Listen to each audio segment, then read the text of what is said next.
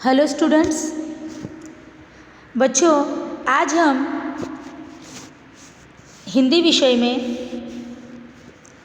Chapter number 18 जिसका नाम है रचना, इस पाठ का अभ्यास करने वाले हैं। इस पाठ का प्रकार है एकांकी, जिसके लेखक है रघुवीर चौधरी, जिनका जन्म हुआ सन 1938 में। सर्जक, चिंतक, कर्मशील रघुवीर चौधरी जी का जन्म गांधीनगर उत्तर गुजरात में हुआ। स्कूली शिक्षा मानसा तथा उच्च शिक्षा अहमदाबाद के सेंट जेवियर्स कॉलेज से उन्होंने की। हिंदी का अध्यापन भाषा साहित्य भवन गुजरात यूनिवर्सिटी के हिंदी विभाग अध्यक्ष प्रोफेसर पद से निवृत्त हुए और नई तालीम की संस्थाओं के सूत्रधार भी बने। रघुवीर भाई ने गुजराती भाषा में लगभग सभी विधाओं पर लेखन काम किया है। कथा साहित्य, नाटक, कविता, रेखाचित्र इत्यादि में उल्लेखनीय योगदान किया है।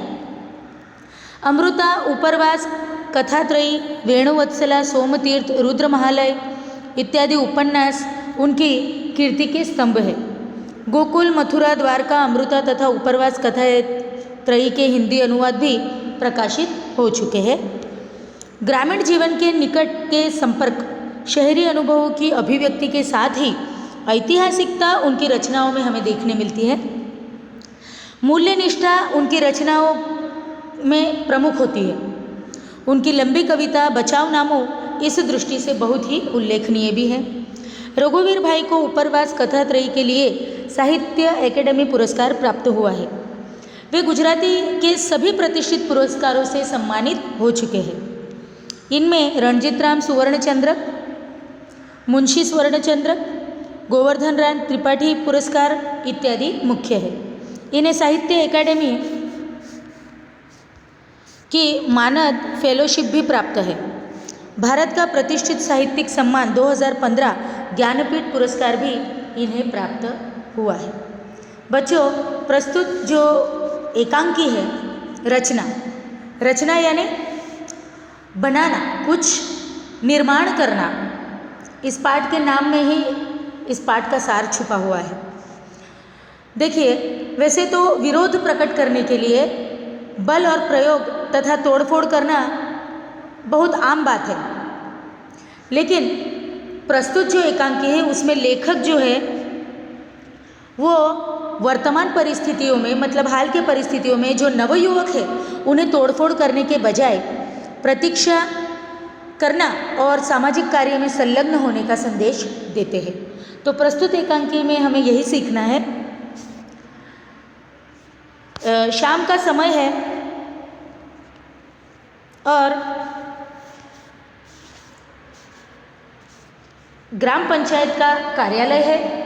उसके बंद दरवाजे के पास एक चौकीदार जो है वो जमाई ले रहा है और तभी कुछ नवयुवक, उनमें रमेश, निमेश और नरेश गंभीरता से बात करते हुए दिखाई देते हैं और गोपी भी उनके पास आती है।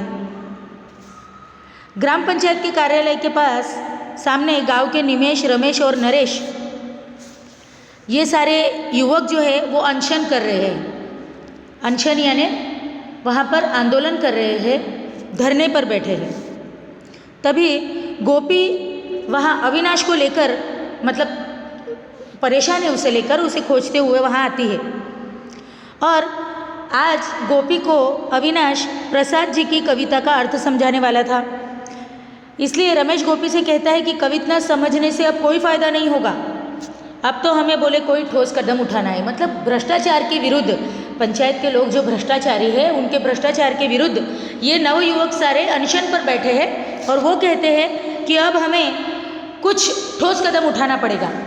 इसलिए ये जो सारे युवक हैं वो गोपी से कहते हैं कि आज हम अपने हाथों का बोले कमाल दिखाने वाले हैं, अर्थात अपने हाथों का उपयोग करने वाले हैं। रमेश कहता है कि आज हम यहाँ से हटने वाले नहीं हैं और ना ही पंचायत के किसी भी सदस्य को हम यहाँ से हटने देंगे। जब तक बोले वो हमारे सवालों के जवाब ना दे दे, हम यहाँ से हिलने वाले नहीं हैं। हमने कितनी बार अर्जियाँ दी, प्रार्थना पत्र दिए और कितने दिनों से बोले हम प्रतीक्षा कर रहे हैं, जवाब का इंतज़ार कर रहे हैं। हार कर हम उपवास पर बैठ गए, लेकिन ये हमारी बात का जवाब तो दे ही नहीं रहे। इसलिए बोले आज हमारे हाथ का कमाल दिखाना, यानी आज हम यहाँ पर कुछ ना कुछ हिंसक करने वाले हैं। उतने में अविनाश का आगमन वहाँ होता है। नरेश जो है वो पंचायत कार्यालय के बंद दरवाजे के पास जाकर वहाँ जो थोड़ी सी दरार है वहाँ से भीतर देखने की कोशिश करता है। वह रमेश को बताता है कि अंदर लोग मुंह में मुंह डाले कुछ गुटर पुटर कर रहे हैं। तभी अविनाश आता है और कहता है कि हमें किसी का भी तिरस्कार नहीं करना है, किसी को भी गाली गलौज नहीं करनी है। और ये सुझाव अविनाश उन्हें देता है कि हमें कोई भी हिंसा करनी नहीं है या हमें किसी को भी अपशब्द बोलना नहीं है। और अविनाश कहता है कि मैं पंचायत के पदाधिकारी को, मतलब वहाँ के जो अधिकारी है, उनको देने के लिए आवेदन पत्र यानी एप्लीकेशन लाया है। पत्र में जो अधिकारी है उनके द्वारा किए गए जो घोटाले हैं उसके बारे में उल्लेख है।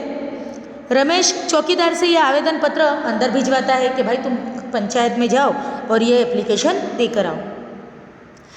चौकीदार काफ़ी देर के बाद कमरे से बाहर आता है और किसी को कुछ भी बताए बिना उस कार्यालय को, पंचायत को ताला लगा देता है। ये देखकर अब सब बहुत गुस्से में हैं कि ये क्या हुआ। इसलिए अब वो सोचते हैं कि अब इससे तो कुछ होने वाला नहीं है, हम लोगों को और कुछ करना पड़ेगा। ये सोचते सोचते अब ये जो सारे दोस्त थे, ये जो सारे नवयुवक हैं, वो अचानक अनशन पर बैठे युवकों को ये समझ में आ जाता है कि जैसे ही इन लोगों ने हमारा आवेदन पत्र देखा वो सारे के सारे पिछले दरवाजे से भाग गए। इसलिए इन सब युवकों को बहुत गुस्सा आता है और वे पंचायत भवन पर पत्थरों से पथराव करना शुरू कर देते हैं। लेकिन अविनाश को ये बात अच्छी नहीं लगती। वो तो ये मानता है कि हमें इंतज़ार करना चाहिए, पर दूसरे लोग उसकी बात नहीं सुनते। ये जो दूसरे युवक है वो उसकी बात नहीं सुनते। वो कार्यालय के दरवाजे के सामने खड़ा हो जाता है, कौन? अविनाश, और कहता है कि ये मकान हमारा है, पंचायत का मकान है, लेकिन ये है तो हमारा, हमें इसे नुकसान नहीं पहुंचाना है। अनशनकारी उसे वहाँ से हट जाने के लिए कहते हैं, लेकिन वो किसी का भी नहीं सोचता, बिल्कुल नहीं सुनता। वो कहता है कि बिल्कुल भी नहीं, मैं यहाँ से हिलने वाला नहीं हूँ, तुम लोगों को मैं इस मकान को नुकसान नहीं पहुँचाने देता। वो अविनाश एक समझदार युवक है, वो नियमों के अनुसार काम करने में विश्वास करता है, तोड़ फोड़ में विश्वास नहीं रखता। इसलिए अविनाश को पंचायत भवन से बहुत लगाव है। इसकी नींव तैयार होने के समय वो वहाँ जुड़ा हुआ था, उसने मकान की रचना में भी हाथ बटाया है। इसीलिए अविनाश कहता है कि मैं तुम्हें ऐसा नहीं करने दूंगा। लेकिन रमेश का मानना है कि हमें पथराव करना ही होगा। पंचायत में हो रहे घोटालों को लेकर गांव के युवकों में जो असंतोष था, इसलिए वो उपवास पर बैठे थे। लेकिन ये जो अधिकारी है उन्होंने आवेदन पत्र के द्वारा कोई जवाब नहीं दिया और पिछले दरवाजे से भाग खड़े हुए। इस पर रमेश को बहुत गुस्सा आता है और वो पंचायत भवन पर पथराव करने का सोचता है। वो पथराव इसलिए करना चाहता था कि पथराव की बात सुनकर शायद जो अधिकारी भाग खड़े हुए वो वापस वहाँ लौट आए। अब ऐसा करते करते वो पथराव कर रहे होते, तभी नरेश के पत्थर से अविनाश जो है वो घायल हो जाता है, उसे चोट लगती है। अब जैसे ही वो घायल होता है तो गोपी अविनाश के पास पहुंचती है और अविनाश उससे कहता है कि ये तो कुछ भी नहीं है, अगर आग के गोले भी आ जाएंगे तो भी वह यहाँ से नहीं हटेगा। ये लोग इस मकान को तोड़ रहे हैं क्योंकि इन्होंने इसकी रचना नहीं की है, इसका निर्माण नहीं किया है। ये लोग इस मकान को तोड़ रहे हैं, लेकिन मुझे इस मकान से बहुत लगाव है क्योंकि जब इसकी नींव तैयार हो रही थी तब मैंने स्वेच्छा से हाथ बढ़ाया था। मेरी जगह ये लोग होते तो ये भी इस मकान की रक्षा ही करते।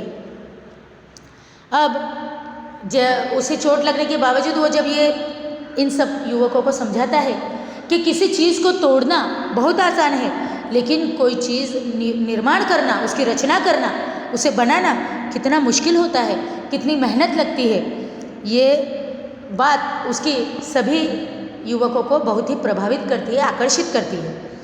और वे अपने ये जो तोड़फोड़ वाला कार्य है इस पर अफसोस करते हैं।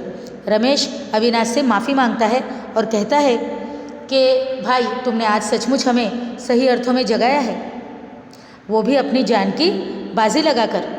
और सारे जो नवयुवक हैं वो भी इस बात को समझ लेते हैं कि आज के बाद वो किसी भी रचना को, किसी चीज़ वस्तु या कोई भी मकान हो, हम उसे तोड़ेंगे नहीं, बल्कि हम प्रतीक्षा करेंगे, इंतज़ार करेंगे। तो यही इस पाठ में समझाया गया है। अविनाश को, इसमें हमें अविनाश का जो कैरेक्टर है वो बहुत ही समझदारी पूर्वक दर्शाया गया है। वो जो पंचायत के अधिकारी है, जो गलत काम करते हैं, घोटाले करते हैं, उनसे वो नाराज़ है, लेकिन उनके खिलाफ नियम के अनुसार ही कार्यवाही करने के लिए कहता है। लेकिन किसी रचना को नुकसान ना करना ये बिल्कुल ही सही है। तो इस एकांकी से हमें यही सीख मिलती है कि आजकल विरोध करने के नाम पर लोगों में जो तोड़फोड़ करने की और संपत्ति का नुकसान करने की प्रवृत्ति बढ़ती जा रही है, वो बिल्कुल गलत है। हमें इसका सपोर्ट नहीं करना चाहिए, बल्कि इसका विरोध करना चाहिए। ये जो नुकसान करने की प्रवृत्ति है वो गलत है। तोड़फोड़ से हम अपना और अपने ही राष्ट्र का नुकसान करते हैं। इस प्रवृत्ति पर रोक लगाने की आवश्यकता है। हमें कोई भी आंदोलन हो वो शांति से चलाना चाहिए और उसके परिणाम की प्रतीक्षा करनी चाहिए। तो यही पाठ से हमें सीख यहाँ मिलती है। तो बच्चों, प्रस्तुत जो एकांकी है उसी से हमें यही सीख मिलती है कि हमें किसी भी घोटाले, बुराई या भ्रष्टाचार के विरुद्ध बिल्कुल खड़ा होना है, लेकिन उसका विरोध करते समय हमें शालीनता हमारे अंदर होनी चाहिए और हमें सूझबूझ से, समझदारी से काम लेना चाहिए। ना कि ऐसे लोगों को सबक सिखाने के लिए हाथ पैर चलाना या अपने ही संपत्ति का नुकसान करना। राष्ट्र की संपत्ति वो हमारी संपत्ति है, उसका नुकसान करना नहीं चाहिए, बल्कि विरोध के नाम पर ये जो तोड़फोड़ करने वाले लोग हैं उन्हें समझाना चाहिए। हमें कोई भी आंदोलन हो वो शांतिपूर्ण तरीके से ही चलाना चाहिए और इंतज़ार करना चाहिए उसके परिणाम का। परिणाम ज़रूर आएगा, आज नहीं तो कल आएगा, और वो भी बिल्कुल सकारात्मक आएगा। तो यही बच्चों हमारा पाठ पूर्ण होता है। आप लोगों को इस पाठ के जो शब्दार्थ है वो और जो ऑब्जेक्टिव्स है वो आपको लिख लेने हैं।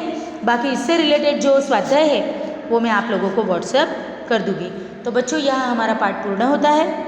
सो good bye, take care and thank you very much.